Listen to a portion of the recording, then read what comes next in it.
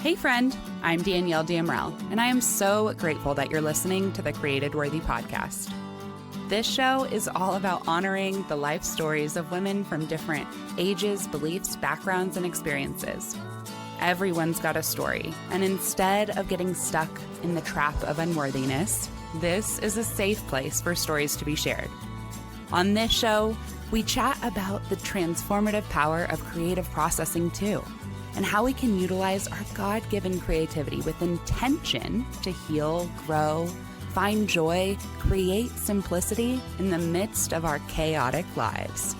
So pull up a seat at our table because we are all created worthy.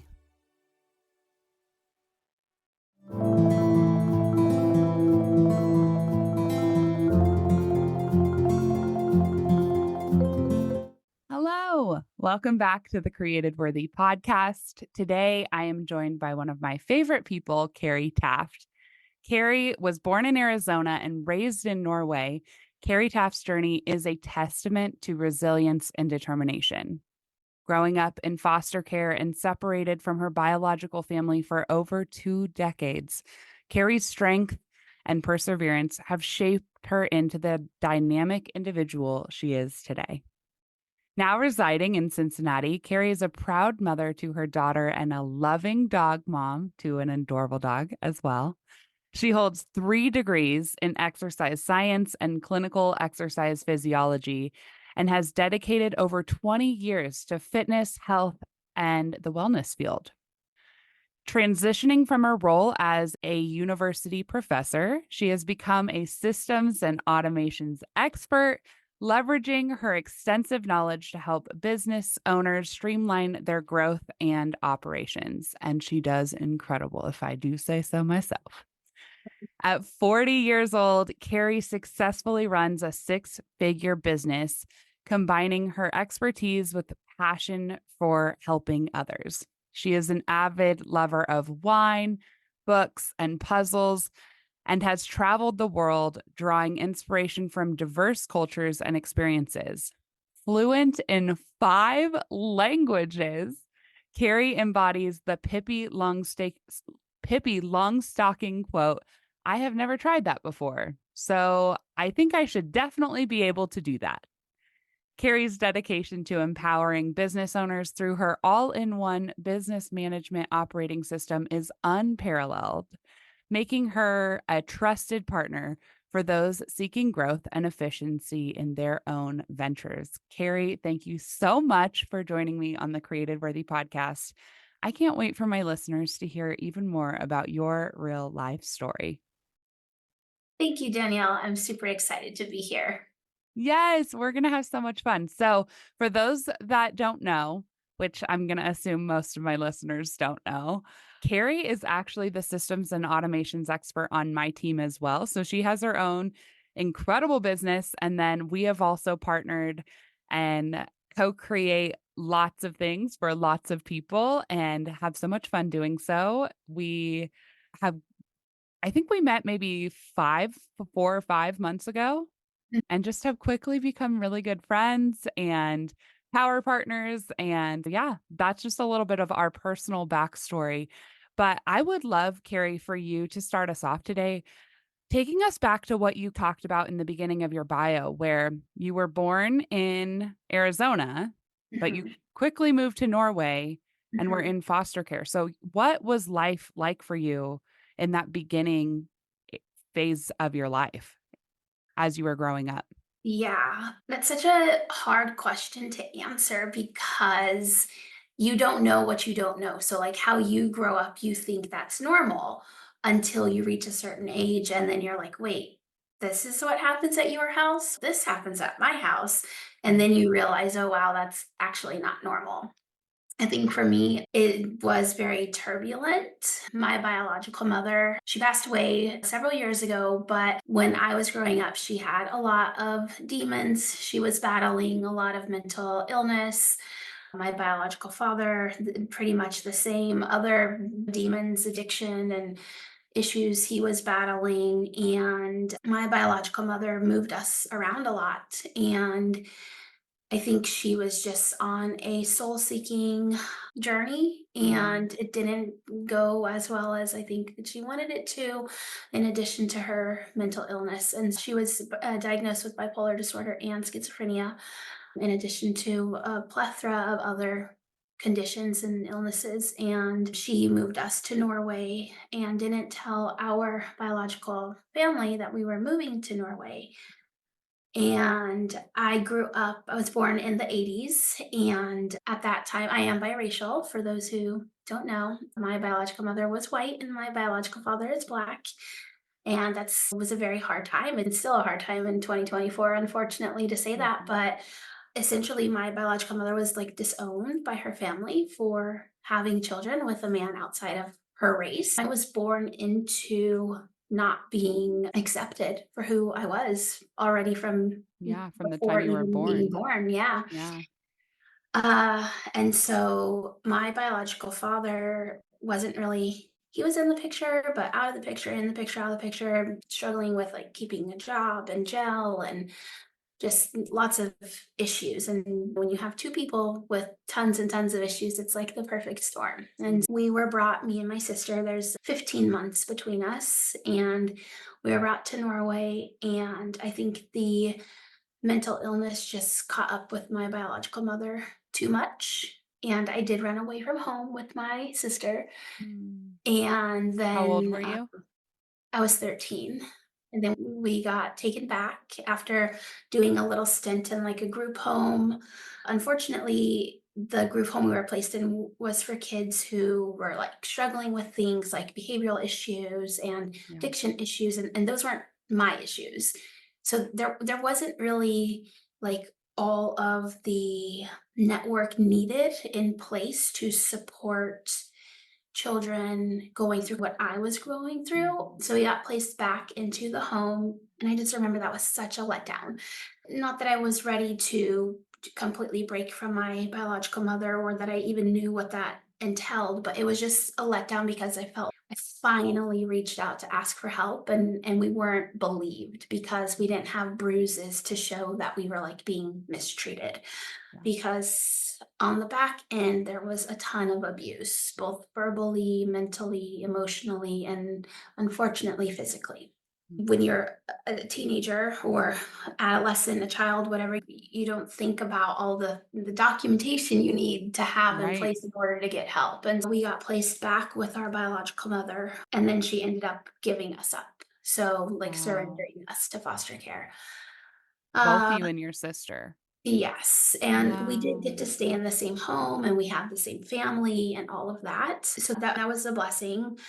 And we were never adopted, so just we're foster children. But my foster there was no father in the family, but my foster mother is amazing, and she is Mm. actually who my daughter calls grandma.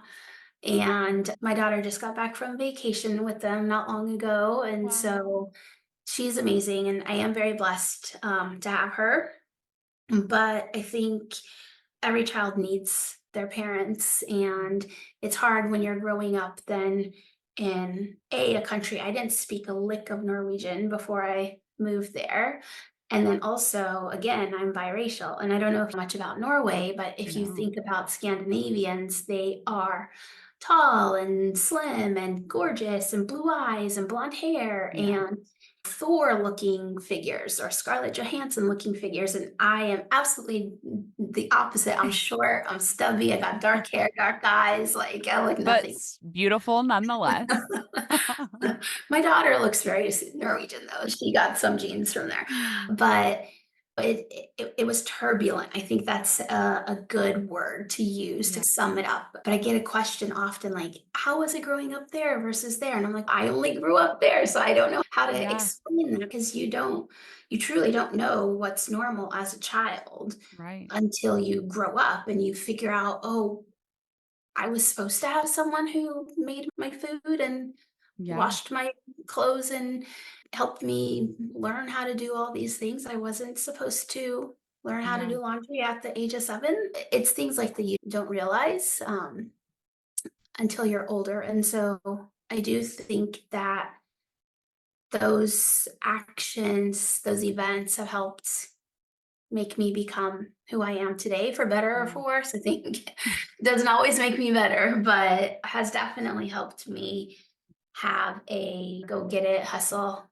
mentality and not give up mentality. So, Yeah, definitely a lot of resilience. It develops a lot of resilience, whether that is something you were consciously trying to develop or not, which as children, we are not consciously trying to yeah. develop resilience. That is definitely not it.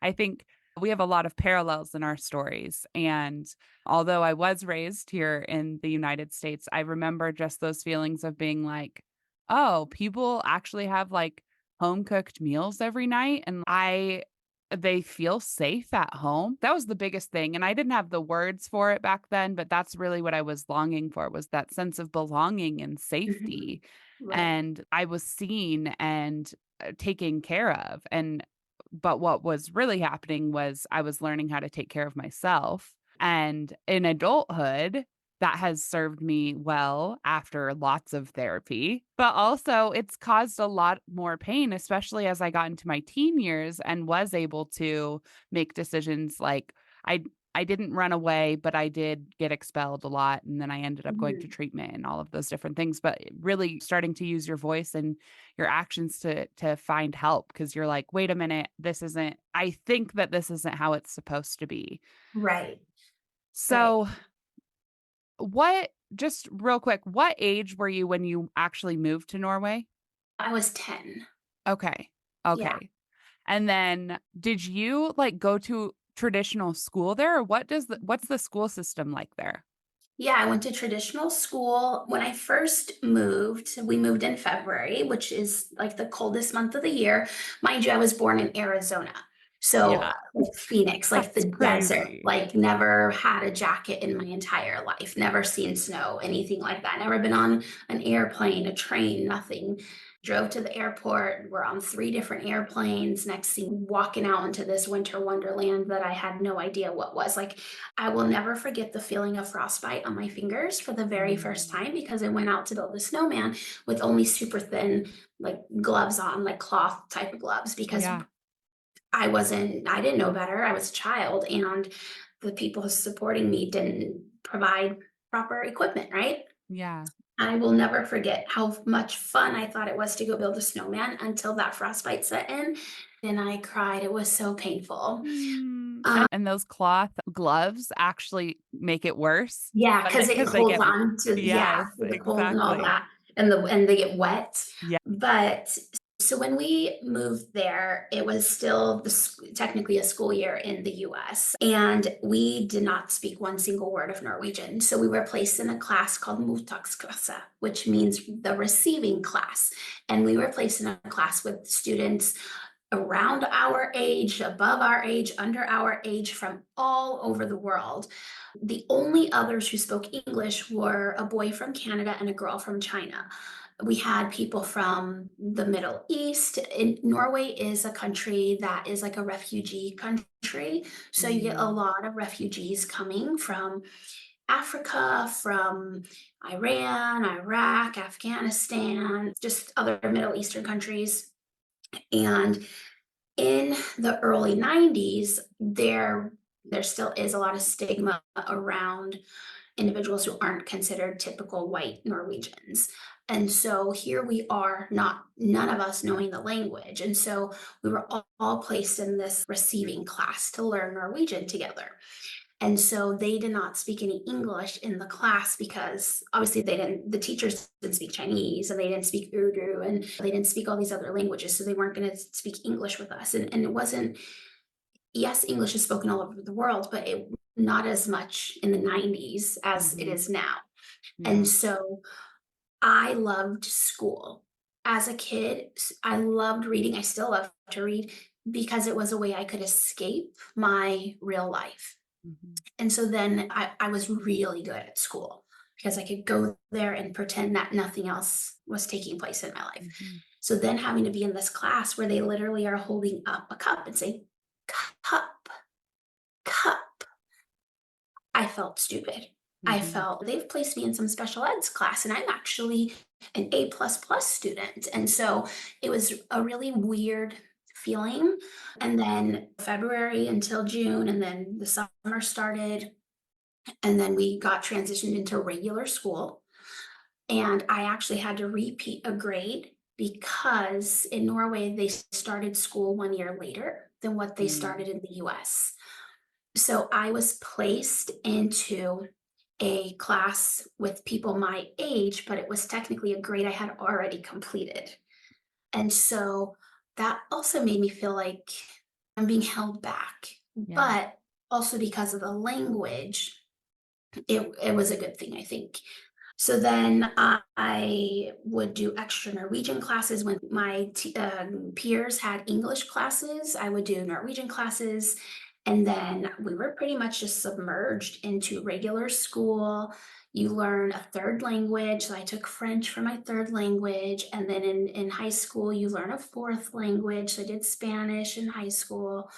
And we pretty much got acclimated. And I'll never forget one summer I was out riding my bike and I met some classmates and they asked me where I was going. And then I had used some words incorrectly Mm. and they corrected me. And that was really the catalyst to making sure that I knew all of the languages I was going to speak, that I knew them very well because I did not want to be corrected like that. I can imagine. Yeah. I've had the opportunity to work with you for just a few months, but I can picture little Carrie being like, no, I'm going to learn this. I'm going to learn this. I'm going Yeah. to know how to speak this language better than you. Yeah. No, and that is something I have accomplished. Um, I'm very stubborn in that way. Yeah. But Yeah. also like determined, right? That's a spirit of determination right there. Yeah. Well, I And just didn't want to give people more reasons to tell me I'm different yeah. or tell me I stand out or I just really wanted to belong. Hmm. Yeah. Yeah. So yeah, how did you learn these languages? And you said you speak 5 languages now. So tell me that journey of just Yeah. like really learning the languages and then learning more from Yeah. there. Yeah. I had French in middle school because it's required by the government that you have another language. That is not one of my 5 languages. I do understand some and I can read some, but that is not one of my 5 languages. Swedish, Danish, Norwegian, English, and Spanish are my languages. Danish and Swedish are freebies because they're very similar to Norwegian, slightly different, but very similar. They're also countries that are very close by. So we go on vacations to them all the time. We'll drive to Sweden to go shopping. I worked on a cruise ship to Denmark, was a dancer. So I had a 6 month contract. Every other weekend would be on the cruise ship. And then Spanish, I took in high school in Norway. And then when I moved back to the US, I moved to Arizona. And I really struggled because I had years and years of experience working Mhm. in fitness and dance and health and wellness in Norway. But I came to the US and the US said, we can't say that this accreditation is good. We don't know anything about this certification. So for us, basically, you are a big fat zero. Oh my gosh. Okay. And So before we get too far into you coming to the US, I have to ask, after you turned 18, graduated high school, tell me just a little bit about what you did before you moved back to the US. Like you just mentioned that you were on the cruise ship. Did you go to university in Norway? Yeah, just paint us a little bit of a picture about what life was like in early adulthood. yeah, so I actually did not graduate high school. Okay. In Norway, you have 2 routes when you do high school, Yeah. almost like you choose your adventure. We look at high school like how Americans look at college or university. You pick your major before you go into high school. You say what you want to major in. And Wow. I wanted to do dance because I love dancing. As I transitioned from books, it went to dance. That was how I escaped the world. And I had a dance teacher who saw me, and I, for the first time in my life, really felt seen and like I mattered. And so I wanted to do dance. Um, but I didn't trust myself that I was good enough. So I didn't do dance. Then I decided to do sales, like business and administration. And we called it Mhm. sales and services. So I did that. It was 2 years of school and then 2 years of an apprenticeship. I got so many jobs for my apprenticeship, but I turned them all down because I wanted to get a job with an airline company because I love to travel. I got hospitality apprenticeships. I just got all of them, even like a conductor on a train. But I Wow. said no because I didn't want that. And so I ended up having to take an apprenticeship with the hotel at the airport because I had turned down all the other opportunities. Yeah. And about 4 or 5 months into that apprenticeship, I got a contract with the cruise ship to dance, and I just bounced. So I never finished my apprenticeship. I'd been teaching dance ever since I was 16 and competing professionally as well in dance. And I held a million years ago a silver medal in the Norwegian championship in dance. And that's Wow. a whole different lifestyle that I don't have anymore. But I left my high school or education so that I could focus on what I loved, and that was dancing. So I've had every odd end job in the world that you can think of just so that I could dance because Oh, it's hard to live as a dancer. yeah. Um, and so I didn't do any university in Norway, and Norway looks at university slightly different than the US. Like, it's totally okay if you don't go to university in Norway. It's totally okay if you don't have some like other degree outside of high school. As long as you have a job, then you're fine. In the US, it's very much like you need to go to school, you need to get a college Mhm. degree, or we're not going to hire you, or you're a dropout, or whatever. And so I did a little stint in the US for about 8 months or so when I was 20. And because I wanted to be close to my father, I'd been living in Norway for a decade and didn't like have any contact with my family. Mhm. And so I moved to the US for about 8 months or so. And I took my GED. And that's important because it allowed me to have a foundation when I came back in 2013 to the US. Mm. So I only stayed for a few months in the US, and then I went back to Norway, met my daughter's father, got pregnant almost immediately, Wow. and then spent a whole bunch of years over there before I came back again. Yeah. Oh my Yeah. goodness. Yeah. So you came back. Was it hard to get your GED? Like when you took that test, or were you like, this is so easy? What was your Uh, experience with the GED? yeah. And no, it wasn't hard for me, but I'm very much like, I don't want to just do something. I want to do it well. Hmm. A lot of people call me overachiever. I don't really like that term because maybe overachiever for me is normal for me, and maybe you're an underachiever to me. You know what I mean? So I don't go Yeah. around calling people underachievers. So I don't. No, it wasn't that hard. I did some self study. I think like the hardest thing for me was just some of the language differences Yeah. and use the imperial system here in the US. I use the metric system. I didn't know how much a quarter of a mile or 7/8 was, or an inch, things like that. But if you talk to me in centimeters and kilometers and meters, and I know, Right. it's hard. And then I don't know a whole bunch about American history. I Of would course. probably say I know a little bit more about geography than maybe some Americans do, Yeah. but it wasn't that difficult for me, to be honest. So what caused you to want to go back to Norway? My foster mom she has epilepsy, Mm. and she had a seizure, and I wanted to go back because of that. And then also a really close friend of mine in Arizona, she was leaving to go back to her family in Indiana. And so I thought, oh, she's my best friend. And Mhm. I didn't have anything tying me down. Yes, I had my family in Arizona, but Right.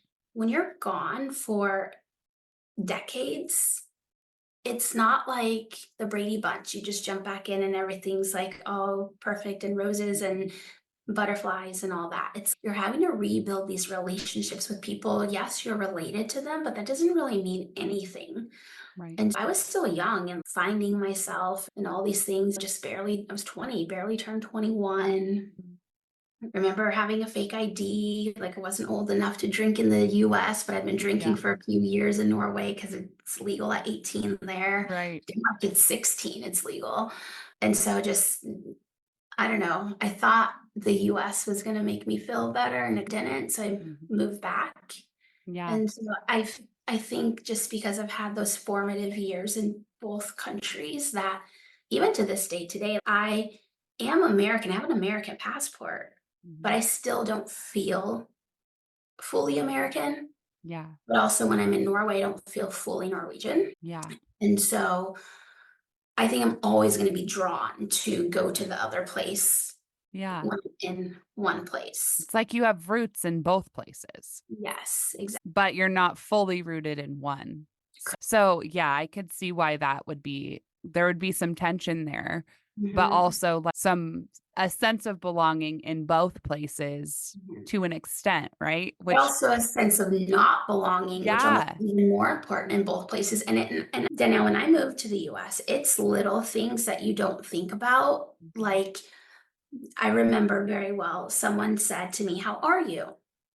I started telling them how I was. They Mm. pretty much shut me down and walked away. And I told my friend, I said, "Hey, like, why do people ask how you are and they don't listen?" She's like, "Carrie, no one cares how you are. That's our way of saying hello."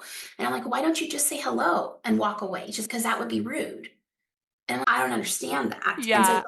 I've never understood that, and I've always been an American, so I have had that experience, over and over, and honestly, now I'm, like, to this point where I don't ask people how they are if I'm not actually gonna listen to them, but 2, if somebody asks me how I am and they walk away, I'll be like, "You asked me how I was." yeah. But Well, yeah, it's that is would be very confusing. yeah, and then things like, and as stupid as this sounds, I didn't realize you had to pay for your gas before you pumped it. Okay. And so I stood at the gas station for probably like 12 minutes at the pump with the man laughing at me. I'm over here trying to figure out how the heck do I get the gas to go in my car? Mhm. And "Do you need help?" And I was like, "No, I know I've been driving a car since 18 because that's the age in Norway. I've been driving a car since 18." He's like, "You have to pay first." And I'm like, "But how do I know how much the gas is going to be in the car?" And I just remember feeling so embarrassed. And it's Mm. just tons of little things that you don't think about. One time I told a waitress, "Excuse me, I'm not paying for this refill." I had no idea that was free and included. Yeah. No, it's Just the little things. cultural things that you don't Yeah. where, like, I've not tipped people because I didn't realize I was supposed to tip. I didn't realize that was, like, the standard, or maybe I Right. wouldn't tip, like, 10% because that's the standard in Norway, like, we tip you 10% if we thought it was good. Very rarely do we go up to 15 or even never, it's unheard of to go over 15%. But in the US, if you tip someone 10%, that's like a bad tip. And Yeah. it's still a tip. And so it's little things like I had no idea one time it was my turn to buy the round at the bar and my friend gave me money and I was like, "What's this for?" And she's for the beers. And I was like, "I already paid for them." She's like, "Did you tip?" I was like, "No." "Carrie, why didn't you tip?" And I was like, "But all she did was hand me the beer and open it. Why am I supposed to tip?" Yeah. And it's little things that you don't think about that are huge differentiators and just makes Yeah. you feel out of place or in place or Yeah. lots of big things. And so I feel like I am emerged in both cultures, Mhm. but I don't necessarily fully 100% belong completely. Yeah. Yeah. Yeah. And how has that been like as you've started not started, but as you developed a career here in America? So you went back to Norway, you had your daughter, you were there for a while, and then you moved back. Mhm. Tell me why you moved back to Mhm. America and what your experience has been like developing your career since being back here. Yeah, so I moved back to America for an existential quarter life crisis. I think Mm. after my daughter's father and I broke up, I just felt, who am I? What am I doing? All I am is Carrie, the dance teacher, Carrie, the fitness teacher, Carrie, Michelle's mom. I'm not just Carrie. And so I needed to figure out who was just Carrie. The weeks that I had my daughter, all I was Carrie, the mom. I needed to figure out who I was, and I wanted a relationship with my family and my biological father. And I was like, okay, after a few years of doing the whole single parent, and my daughter has a father who's very much in the picture and great father, horrible partner for me, but great father for her. And It happens that way sometimes. yeah, I I'd much rather that than anything else, to be honest. And I just was at a spot where I felt like I couldn't be good Carrie at anything mm, without figuring out who is Carrie. And so I left Norway, and my daughter was still there living with her father. mm, And I moved to the US to do this soul searching and figure out who I was and spend time with people who looked like me, who had the same blood as me. And it was very hard. It was incredibly hard. I came here with $4,000 and three suitcases wow. and lived with my cousin for a few months. Then I got my own place to live and cycled through a few roommates so I could pay my house rent. Started a business from with $400. I had a friend pay for $360 for a deposit for a little studio for my business. I started a fitness business, a dance and fitness studio. I couldn't even afford to pay like the deposit. I remember she wrote me a check and paid for the deposit. Mm, I couldn't get a job anywhere because I didn't have any American credentials. And they wouldn't even accept CPR. And I'm like, how stupid is that? CPR is CPR, regardless what language you're doing CPR in. The mhm, only difference in America is you have to actually ask the individual first, can I help you? Do you need help? Otherwise, you can get in trouble. If you run to someone just to go help them, you can get in trouble if you just put your hands on them to start to help them. So it's now suddenly all this field, this industry, I was so well known in, sold out classes, sold out events, long wait lists to work with me. Now suddenly I was starting from zero again. mhm, And it's, let me just teach, let me just show you. I'm amazing. This is what I do. This is what I've been mhm, doing. This is my story about losing 70, 80 pounds. This is my story about helping other women achieve what I've achieved. Nope, their insurance wouldn't cover me. So I took my little $400, opened up this studio. All my savings went to pay rent at the place I was living at, to pay my business, and I grew a successful fitness studio, which I had for 3 years. mm, While I was growing this studio, I knew I needed to have certifications, some sort of credentials in order to be recognized in the US, in order for insurance companies to not charge me an arm and a leg because I want to start having a fitness business where, God forbid, you get sued for anything. But I knew my calling was to help people. When I was 14 and I was in that dance studio and that dance teacher saw me, that changed my whole life. mm, Literally changed my whole life. I had attempted suicide and I was suddenly seen. I felt like I mattered. I felt what I was doing actually meant something. And so I've struggled a lot throughout my life with that feeling.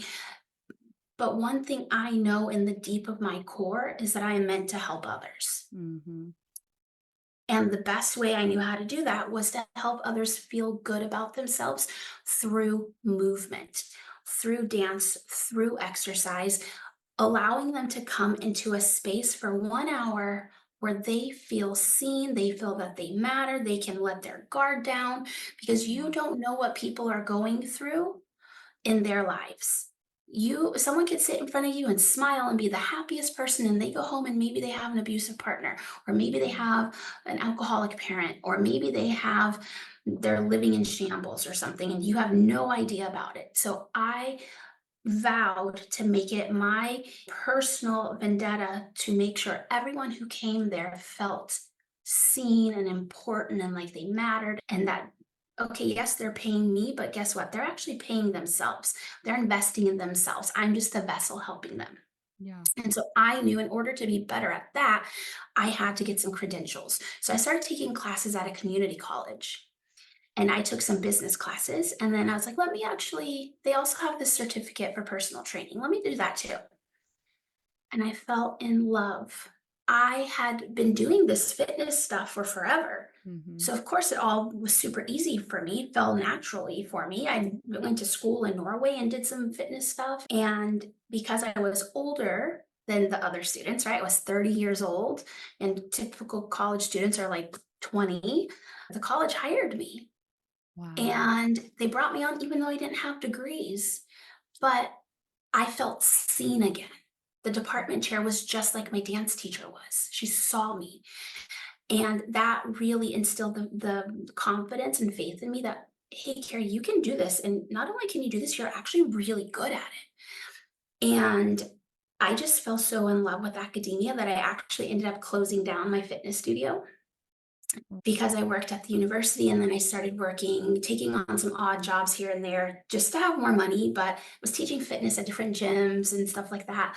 Then I went on to get more degrees and more degrees and more degrees and more certificates and trainings and all of this, and just really submerged into the whole like fitness and exercise and health. And pretty much here we are. And that was my entire career for over 2 decades up Yeah. until last year, where I like started my business. And then up until this year, May, where I like officially left that Yeah.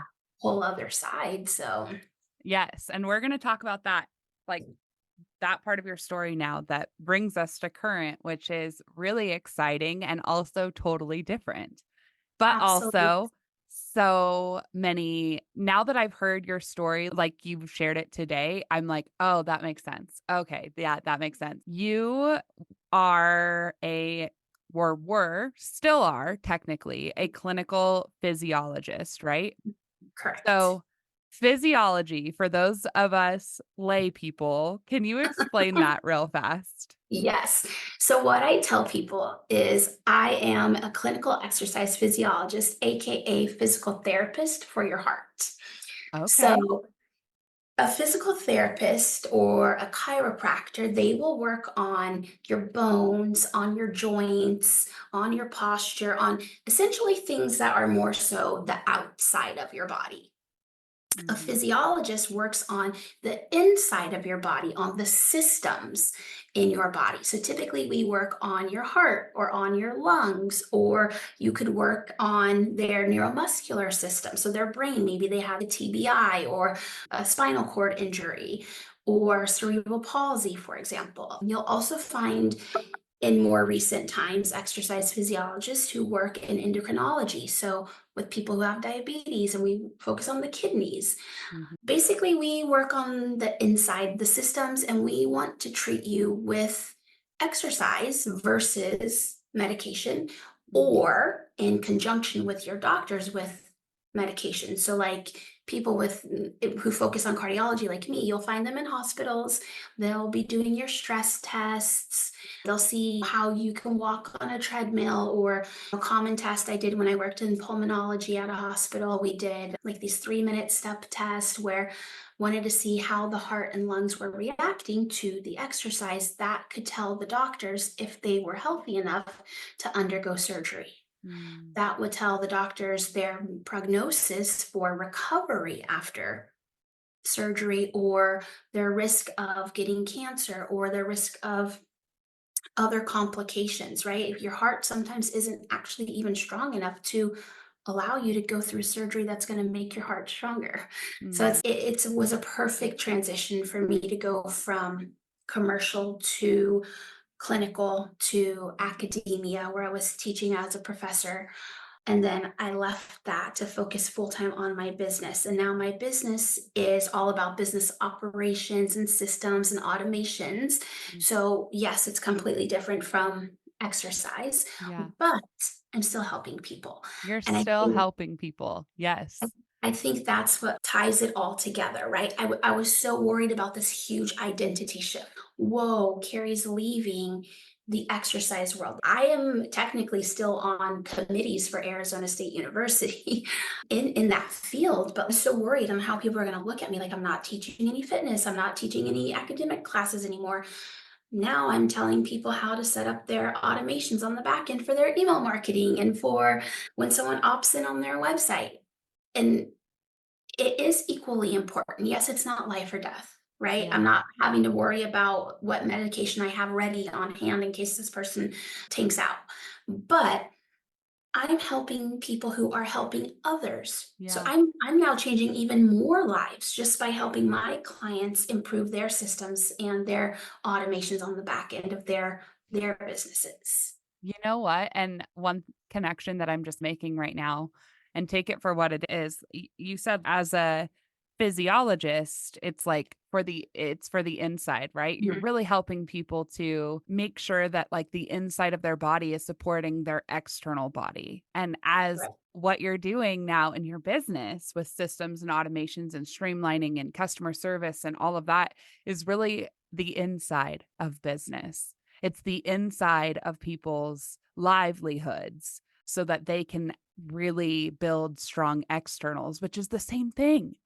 Yeah. And okay, so now I'm going to talk just a little bit about creative processing because as you were talking, I was like, oh my goodness, the parallels here are wild. So, as a physiologist, again, you're focusing on that internal, optimizing the internal result or the internal function for a better external result. And that's exactly what creative processing does. So creative processing is it's activating your creative mind to process any certain intention. So I recommend using like the prompt of the purpose of enter your creative outlet is to process, enter your certain intention. So just as an example for you, it could be like you shared with me that you're a big writer. So you could Mhm. say like the purpose of writing is to process connecting the dots in my business, like Mhm. whatever your intention is. But what one thing that makes creative processing a little bit confusing to other people, which I assume is something like you get questions about, like Mhm. clinical exercise physiologist, like what in the world is that? Yeah, I get people that. think exercise is just these women on, Instagram doing Yes, exercise, yeah. exactly. Especially now, right? Like how much our culture has shifted. I just can't even imagine how confusing people or confused people get when they hear your title. But then they hear you and they're going to hear your story here as well and be like, oh, okay, now I get it. But same Yeah. thing with creative processing. Like creative processing, people immediately think of the creative process, which makes sense, very similar sounding.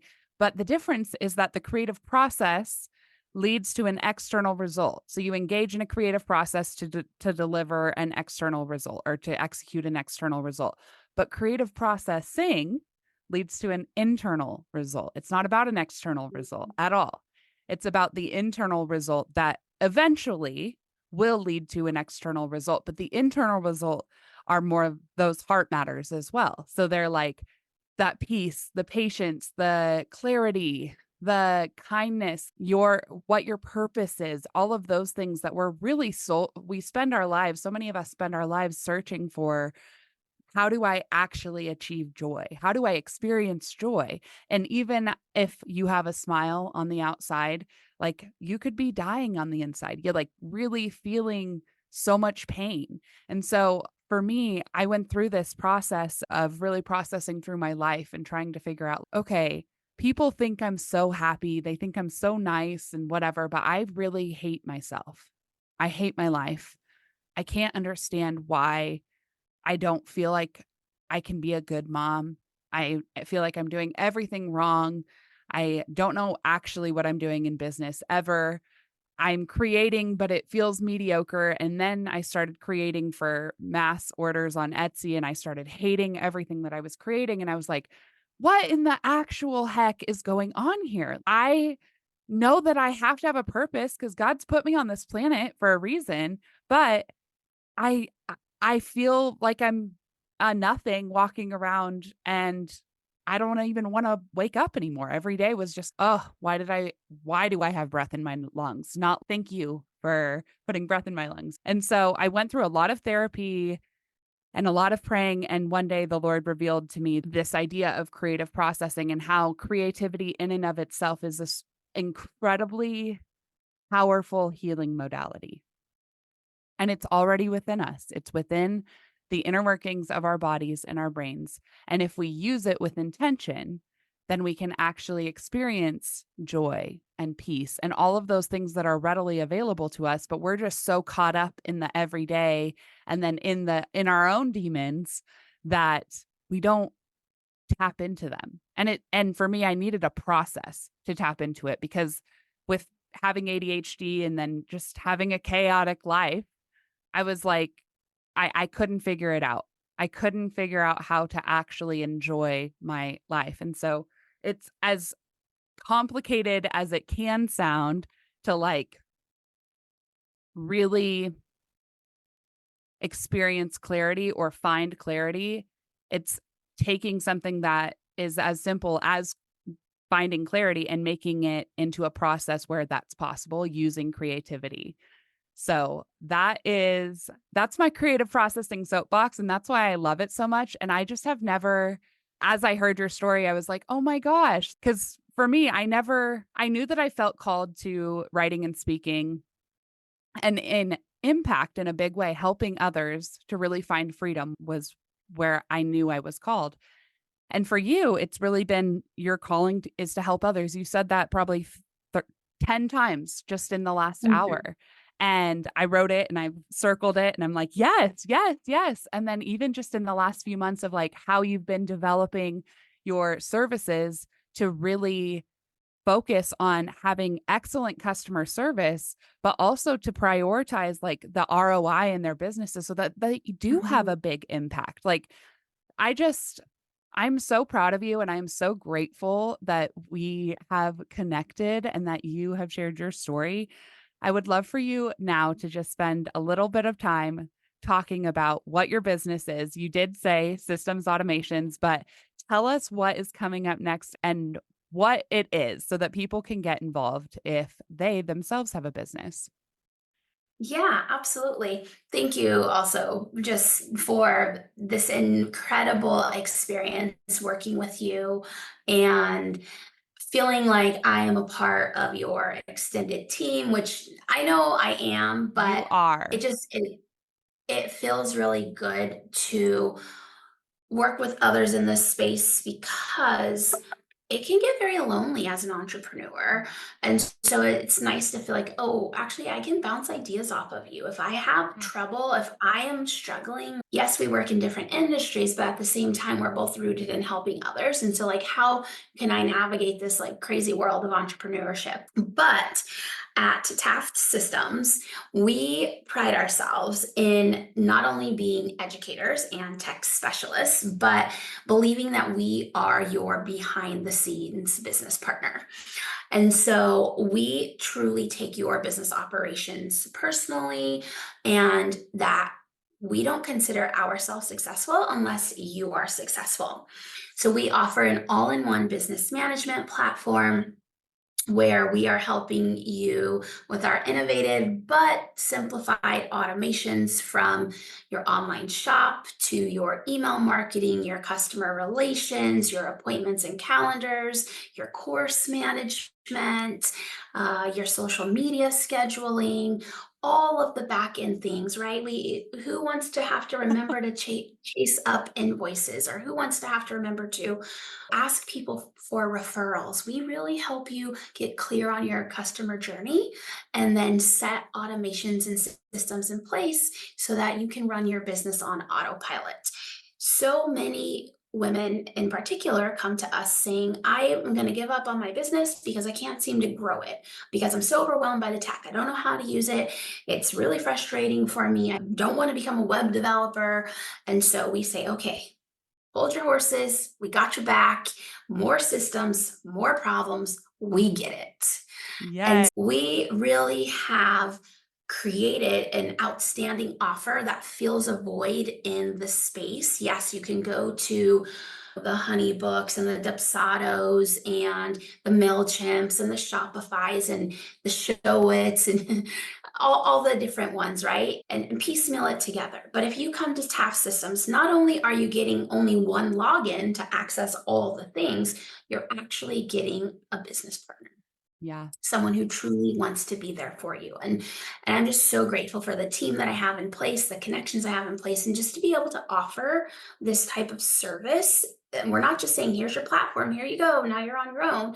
But we continuously help our clients. We have two times a week, we have office hours where people can come and ask their questions. And it's not only questions about the software, it's actually questions about strategy, best practices.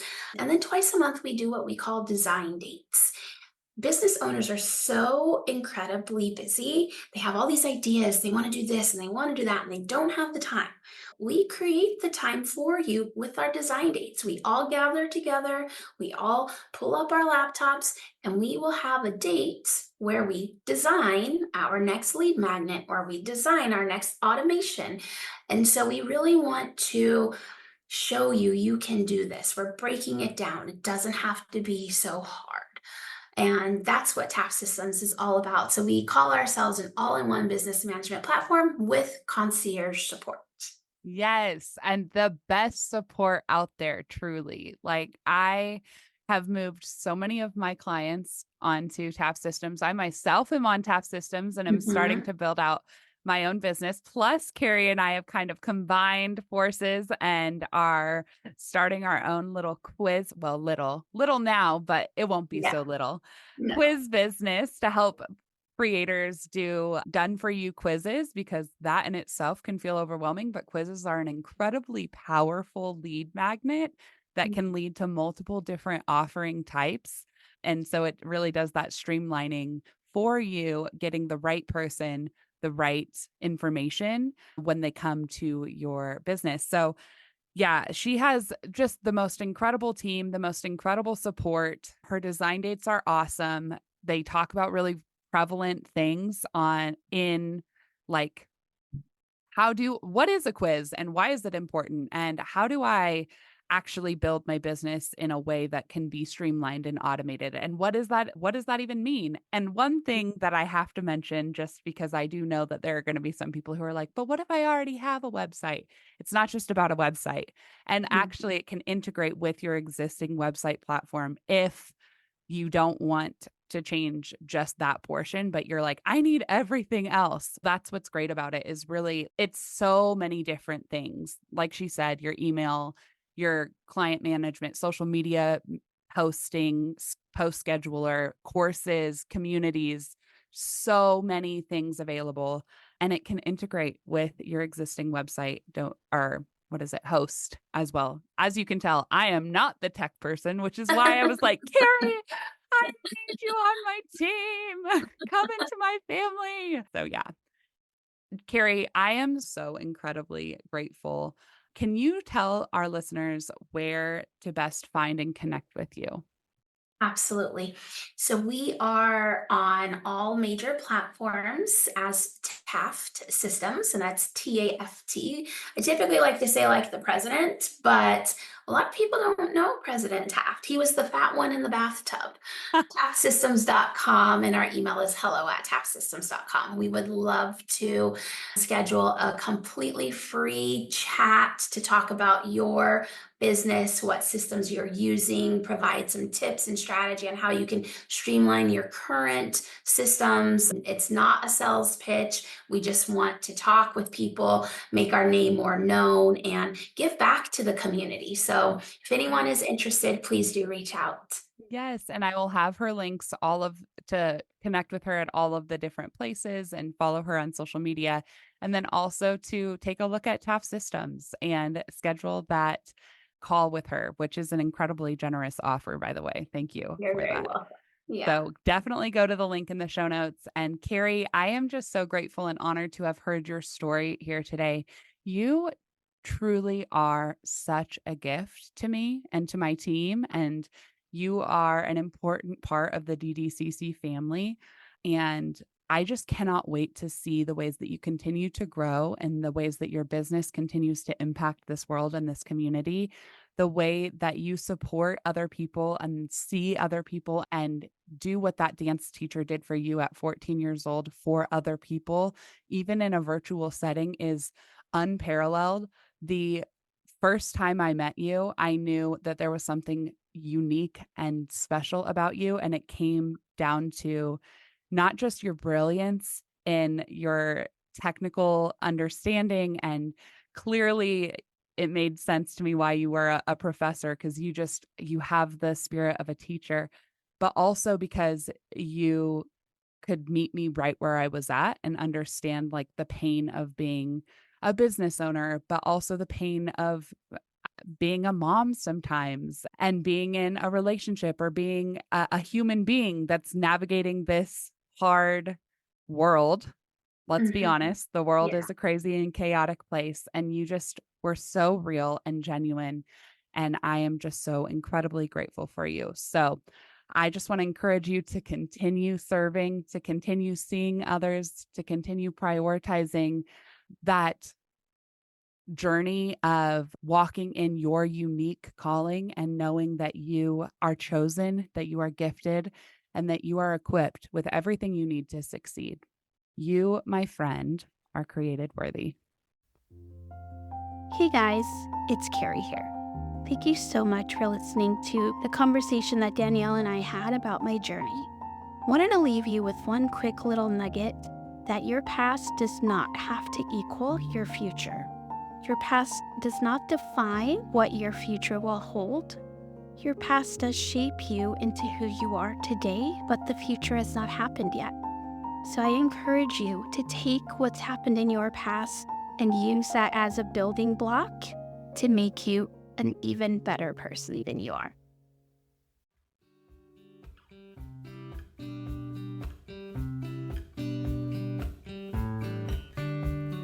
Thanks for listening and tuning in to the Created Worthy podcast.